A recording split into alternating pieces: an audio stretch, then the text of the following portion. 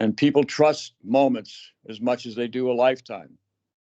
And sometimes people lose their life at the bloody edge. The girl, Gaby Petito from Northport, has now seemingly been found by the Grand Teton Mountain Forest Reserve.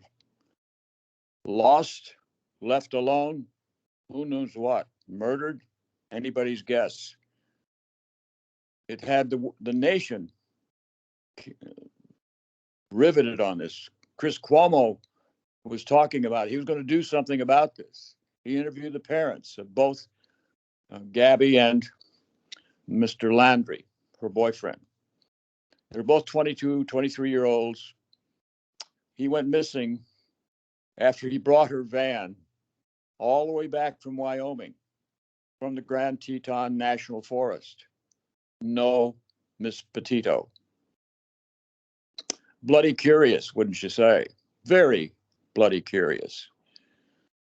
What does that mean? She was without transportation, and being a van, they were staying in it, living in it. So they were without shelter. Did she have funds? What can you buy when you're lost in a national forest? I'm speculating now, but that's where the body seems to have been found. If it's the right body, if they didn't get the wrong body. The DNA will come out pretty quickly. And the boy, or man, or what do you want to call him, is hiding, seemingly, with help or not admitting to anything, but not available to admit to anything. And if you walk off and leave somebody vulnerable, in peril, in a perilous circumstance, wild animals, vulnerable to that, you leave them in that circumstance, you're contributing to endangerment. It's illegal. If you take away someone's clothes and leave them naked and in freezing conditions, you're setting up their death.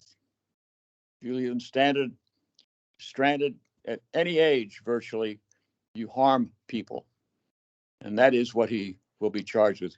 And it's craven indifference, and it's a serious crime. And that's without a trial.